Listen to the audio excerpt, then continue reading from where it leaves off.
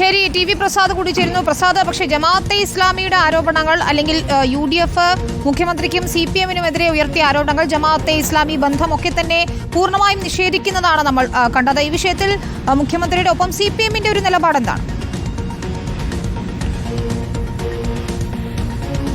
ഇതിൽ പാലക്കാട് തെരഞ്ഞെടുപ്പിൽ UDF-നുണ്ടായ അഭൂതപൂർവമായ ഒരു നേട്ടമാണ് യഥാർത്ഥത്തിൽ ജമാഅത്ത് ഇസ്ലാമിക്കെതിരെ CPIM-ഉം മുഖ്യമന്ത്രിയും CPI-യും പരസ്യമായ ഒരു നിലപാടുമായി വരാനുള്ളൊരു കാരണം. അതായത് വർഗീയ കക്ഷികളുടെ വോട്ട് നേടിയാണ് ഈ പാലക്കാട്ടുണ്ടായ UDF-ന്റെ വിജയം എന്നാണ് ഇലക്ഷന്റെ റിസൾട്ട് വന്ന ഉടനെ CPIM സംസ്ഥാന സെക്രട്ടറി MV ഗോവിന്ദനും പിന്നാലെ മുഖ്യമന്ത്രി പിണറായി വിജയനും ഒപ്പം CPI സംസ്ഥാന സെക്രട്ടറി ബിനോയ് വിശ്വവും പ്രതികരണം നടത്തുകയും ചെയ്തത്. അതായത് നേരത്തെ നമുക്കറിയാവുന്നതുപോലെ തന്നെ 2009 ലോക്സഭാ തെരഞ്ഞെടുപ്പിൽ 18 മണ്ഡലങ്ങളിലെ പിന്തുണ ജമാഅത്തെ ഇസ്ലാമിയുടെ പിന്തുണ അത് CPM-നായിരുന്നു, ഇടതുമുന്നണിക്കായിരുന്നു.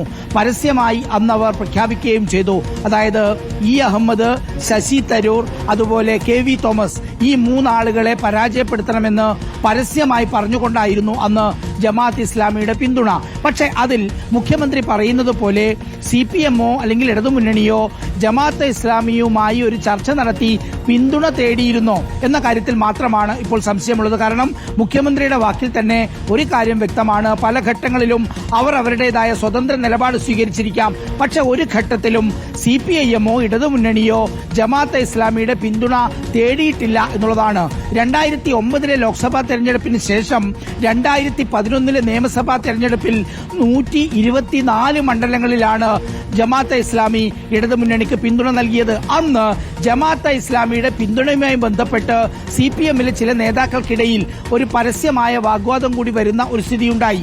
അതിനുശേഷം ഇങ്ങോട്ടേക്ക് കഴിഞ്ഞ് 2020 യഥാർത്ഥത്തിൽ നേരത്തെ പറഞ്ഞതുപോലെ 2020 തദ്ദേശ തെരഞ്ഞെടുപ്പിലാണ് UDF-മായി ജമാഅത്തെ ഇസ്ലാമി അടുക്കുന്നതും പിന്തുണ പ്രഖ്യാപിക്കുകയും ചെയ്യുന്നത്. അതിനുശേഷം 2021 നിയമസഭാ തെരഞ്ഞെടുപ്പിലും 2024 നടന്ന ഈ കഴിഞ്ഞ ലോക്സഭാ തെരഞ്ഞെടുപ്പിലുമെല്ലാം ഇവിടുത്തെ പിന്തുണ അത് UDF-നായിരുന്നു എന്നുള്ളതാണ് പ്രധാനപ്പെട്ട കാര്യം.